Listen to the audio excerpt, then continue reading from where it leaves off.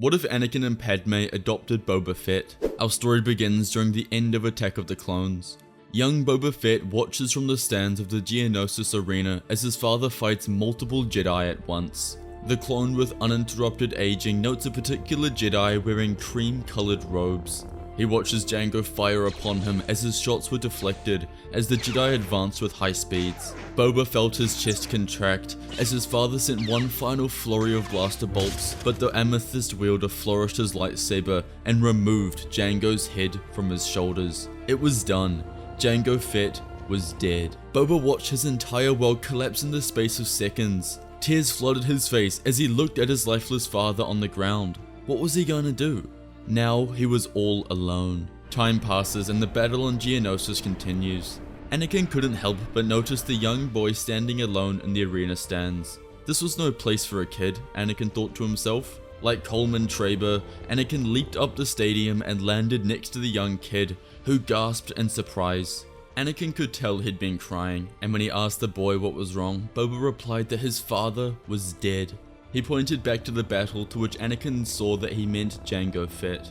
Skywalker comforted him and tried to make him feel better, but Boba was distraught. He said he had nowhere to go. Anakin closed his eyes as he thought, and he knew of one place that could work, at least for the time being. He couldn't just let this 10-year-old boy fend for himself. That wasn't the Jedi way. Anakin says he has a friend on Coruscant who can help look after him. Boba looked up at the tall Jedi, and for the first time, a small smile grazed his lips.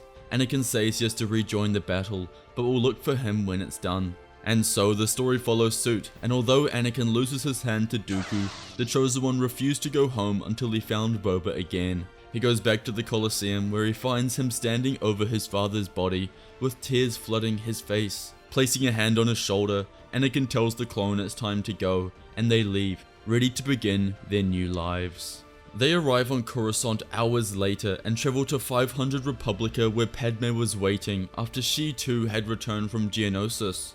She was in the kitchen making dinner, but came to the living room and gave the young Boba a big hug and welcomed him into their home. Boba thanked her for letting him stay.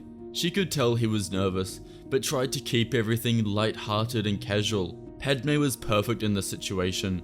She was mothering, nurturing, warm, kind, everything you could have hoped for. She knew he'd just lost his father, and although she didn't agree with the business his father partook in, that didn't matter to her. She would treat this child as someone different from his father. Padme shows him to his room in the elaborate apartment, and he couldn't believe the size of it. He was used to their place on Kamino, which albeit wasn't small, but this place was incomparable. He opened the blinds to see the magnificent Coruscant skyline views. For the first time since losing his dad, he felt his emotions calm. He felt at peace. Padme said dinner would be ready in about an hour and for him to settle in. An hour passed and Boba was called for dinner. Anakin and Padme were already seated with homemade Coruscant sliders and Boba joined them. Anakin and Padme tried to make everything as normal as possible for Boba, but there definitely was a little bit of awkwardness. Fett asks how the two of them knew each other. Of course, at this point, they'd just said they were friends. While they were letting this boy in their house, they weren't going to reveal how they'd just gotten married one rotation ago and Anakin had broken the Jedi code. So instead, they explained they were old friends. Anakin briefly explained his childhood to Boba and how he grew up in slavery until the age of 9 when the Jedi Order found and brought him in. Boba took comfort in Anakin's upbringing, as it made him feel as though he could bounce back from his setback as well. That it's never where you start in life that has to dictate your future. Padme gives her condolences about his father, and he says that he misses Jango. Growing up, it was only him and Jango. They'd traveled the stars together and visited so many cool places. Feeling a little uncomfortable, Padme pivoted the conversation. She asked what Boba will do now. Padme suggested that he goes into the schooling system, but Boba immediately rejected this, saying that's the last thing he wanted to do. He's never been in school, and says that it doesn't align with him. So Amidala asked what he'll do instead. Boba looked between Anakin and Padme and declared that he wanted to be just like his father. He wanted to become a bounty hunter. The statement hung heavily in the air. Padme could see how serious he was, how deeply tied his identity already was to Jango Fett. She gently explained that bounty hunting was complicated work. Bounty hunters did not always get to choose who they helped, and often they followed credits rather than principles. good people could be hurt along the way. She did not criticize Jango, but instead tried to show Boba that his future did not need to be limited to his father's path. Anakin understood the boy's need for purpose. After a moment of thought, he suggested another option. The Republic relied on private intelligence assets, individuals who operated outside the Jedi Order and the Senate's public eye. These operatives tracked criminals, protected civilians, and carried out missions that helped the Republic without becoming soldiers. It would allow Boba to use the skills his father had taught him while ensuring he worked towards something meaningful. The idea immediately appealed to the young clone, and he agreed without hesitation. Over the following weeks, Boba began training to become a Republic intelligence asset. Although he was only 10 at the time, because of the good word Anakin put in, he was admitted into the training area for this type of work. He became almost like a bounty hunter but for the Republic. His assignments were small at first. He assisted with surveillance in lower Coruscant districts, helped locate missing shipments, and observed suspected criminal activity. Anakin trained him whenever he returned from war, teaching discipline, patience, and strategy, rather than aggression and hate. It was like Jedi training, except without the Force. Boba proved highly capable, learning quickly and showing remarkable focus for someone his age. Outside of training, he began helping ordinary citizens across Coruscant. Coruscant was always home to scum and villainy. He recovered stolen property, warning merchants of local gangs, and acting almost as a Coruscant Batman, or rather Spider-Man. The work slowly replaced grief with purpose. He accepted his father's death and that now he was embarking upon a new journey in his life. This was a completely different Boba Fett to the one we got to know in the movies. He was grounded in morals of right and wrong, good versus evil. He actually wanted to help people, instead of following the highest coin. This Boba, compared to the Clone Wars, was incomparable. While Anakin was deployed at war, Padme spent much of her time with Boba. She introduced him to parts of Coruscant far removed from the war. Senate gardens, marketplaces, and peaceful evenings overlooking the city skyline. She never forced him into formal schooling, but she tried her best to instill nurturing curiosity and some of the skills that one would learn from school. Gradually, Boba became more comfortable, less guarded, and more importantly, began viewing Anakin and Padme as his home. On his 11th birthday, Anakin returned from the front lines with a surprise. Waiting inside the apartment was a restored set of Jango Fett's armor. Anakin explained that they could rebuild it together, modifying it into armor suited for Boba's new role. Boba was over the moon and hugged Anakin deeply. Together they were able to modify the armor so that it fit him, and they changed the blue color that his father used to a more forest-like green. He was very happy and started wearing it during his Republic intelligence asset job. For the first time since Geonosis, he no longer felt alone, and he felt like he was truly part of a family. One evening, Anakin returned from war with over 2 months away at battle. The three of them sat together for dinner, overlooking the endless lights of Coruscant. Boba excitedly told Anakin all the things he'd been doing at the Republic Intelligence Asset Program. Padme laughed along with Boba as the kid exaggerated his stories to make them sound more cool. Conversations about the war naturally arose. They discussed the various wars going on and how they have to bring an end to the war. Boba asked how they'd even end the war at this point, and Anakin said the Jedi believed it all centered around the mysterious Sith Lord known as Darth Sidious and Darth Tyrannus. At the mention of the names, Boba paused. He said he recognized them. Anakin immediately leaned forward, surprised. Boba explained that his father had once mentioned working for someone connected to the name Tyrannus. He did not know exact details, only that Jango had taken assignments tied to a powerful client. Anakin felt a chill settle over him. Of course Jango would have known figures moving behind the wall. The realization made too much sense. Anakin gently asked if Boba remembered anything else. The boy shook his head but suggested there might still be clues back on Kamino inside the quarters he and Jango had lived in before Geonosis. And so, soon after, Anakin and Boba traveled to Kamino. The sterile hallways felt unchanged, as if time itself had paused since Jango's death. Boba felt weird stepping inside his old home again. Everything was untouched, all of his father's things were still there. It had almost been a year now since his death, but the emotions came straight back to the surface. They searched carefully through Jango's things, and at first nothing appeared. But then Anakin found Jango's holo projector stashed away in the closet. He searched through the history of the projector dating back over 10 years. There were incalculable amounts of calls to the name Tyrannus. Anakin couldn't believe it. Boba explained that Jango had occasionally worked for a man by that name years earlier, nothing unusual for a bounty hunter. But as Anakin reviewed the information, unease grew within him. The records of the holo projector showed that Tyrannus had personally recruited Jango to serve as the genetic template for the clone army. Anakin struggled to make sense of it. The clones were supposed to be a gift to the Republic. Yet, if a mysterious figure connected to the Sith had initiated their creation, the army's true purpose suddenly felt uncertain. Anakin contacts the Jedi Council where he explains what he's learnt. Everyone agreed with him. This was far too suspicious to let up. The council instructed him to question Prime Minister Lama Su directly. If Tyrannus had truly been involved in the creation of the clone army, then the Kaminoans would know the truth. He goes to the Prime Minister's office, who initially welcomes him in. But at the mention of Tyrannus, the Kaminoans' calm composure completely shattered. Lama Su became visibly uneasy and admitted that he could not speak freely. He insisted that revealing anything would mean his death, claiming Tyrannus would have him killed. The implication struck Anakin hard. Images of clone troopers fighting beside him, of Obi-Wan, Ahsoka, and countless friends on the battlefield flashed through his mind. If the army was compromised, then everyone he cared about was in danger. Rex, Cody, all of them. Anakin's anger rose like a tidal wave. He wouldn't let this cloner be responsible for harming the people he loved. Anakin ignited his blue lightsaber and pointed it towards the Prime Minister. He demanded answers. Lama Su retreated, trembling into the corner as Skywalker raised his blade above his head, preparing to do what must be done. But then suddenly, a loud voice could be heard from the entrance of the room, who shouted the word, "Dad." Anakin froze, unsure if he heard it correctly. He turned to see Boba standing there with tears in his eyes.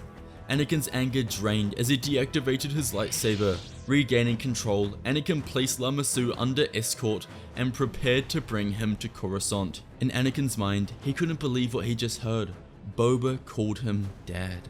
Hours passed as Anakin and the Kaminoans stood before the Jedi Council. The Kaminoan stood rigidly under the attention of the Masters, his usual confidence replaced by visible unease. When questioned about Tyrannus, Lama Su confirmed that the individual overseeing the cloning project had claimed to be a Jedi operating under that name. The council exchanged confused looks. There was no Jedi by that title within their records. Instead, they believed this person called Tyrannus was a high-ranking member of the Separatists. Lama Su explained that the cloning project had originally been commissioned by Master Sifo Dyas, but after the Jedi's death, Tyrannus had assumed full authority over its continuation. The revelation stunned the council. Sifo Dyas had died years earlier, yet the army had grown flawlessly under hidden supervision. The implications settled even the most composed masters. Pressed for further information, Lama Su revealed the existence of inhibitor chips implanted within every clone trooper during their creation. The council immediately demanded clarification. Lama Su explained that the chips contained over 150 contingency directives designed to ensure obedience under extreme circumstances. When presented with the full command list, the council studied it carefully until one directive captured their full attention: Order 66. This stated that if the Jedi were acting against the interests of the Republic, the Supreme Chancellor could authorize the Grand Army of the Republic to exterminate every Jedi in the galaxy. The Masters were shocked. They knew what this meant. The Kaminoan insisted that Tyrannus had described the Order as a safeguard against rogue Jedi, a measure to protect the Republic should the Order ever betray it. Masters Windu, Yoda, and others did not accept the explanation. The existence of such a command suggested premeditated betrayal and not protection. Plo Koon explained there had been virtually no rogue Jedi in over a millennia, and even if this was a common issue, you'd think the Jedi Council would have been informed of this directive. Lama Su remained silent. Windu continued, explaining that keeping those orders a secret is proof that the Separatists have infiltrated the Grand Army of the Republic and are intending on destroying the Jedi Order. The Council knows they must keep this a secret from the Senate. It's vital they remain in the dark about a power to exterminate the Jedi that is fully under their control. From here, they begin the process of removing the inhibitor chips from every clone. According to Lama Su, that's the only feasible way to protect the Order. The Council knew this would take months and months to reach every single clone, since there's millions in the Republic. Their process was simple. There was a newly mandated order that every clone must undergo a routine medical check through Kamino on the way back from their next assignment. The Senate accepted this with little suspicion, but Palpatine was immediately on edge. He contacts Dooku to investigate. The man who was secretly Tyrannus contacts Lama Su, who is now on Kamino, and from the moment the Prime Minister picked up the call, he sensed Tyrannus knew something. The Kaminoan grabbed his throat as the Sith Lord began choking the life from the being. When Lama Su was on the cusp of death, Dooku asked if there's anything he should know. Lama Su explains what happened with the Jedi, and how they're removing every inhibitor chip and know about Order 66. Rage and anger consumed Dooku. He and his master's plans were now in jeopardy. If they didn't contain this now, everything would be ruined. Tyrannus snaps Lama Su's neck with the Force and ends the call. Sidious and Dooku act quickly. The implication they have is, the longer they wait, the more clones had their chips removed and the less effective Order 66 will be. So their plan is set.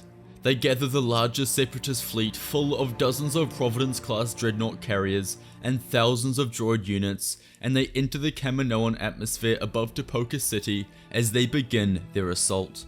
The Jedi receive word of this and send as many Jedi as they can spare. Hours later, Anakin, Obi-Wan, and Boba, as part of the Republic Intelligence Asset Program, arrive from the water planet to a battle unlike anything they'd been a part of. Fire and debris filled the air as the Republic ARC-170 ships and Vulture droids fell like rain. There were already hundreds of Jedi either inside Tipoca City or inside Jedi starfighters. Anakin, Obi-Wan, and Boba touched down and began firing upon the droids and making themselves useful. Boba was now fitted into his father's armor with his Westar 34 blaster pistols.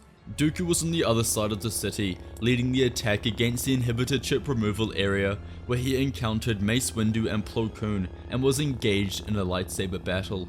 As Anakin, Obi-Wan, and Boba ran through the halls, their senses were filled with a dark presence. They looked behind them to see a dark figure with a cloak on.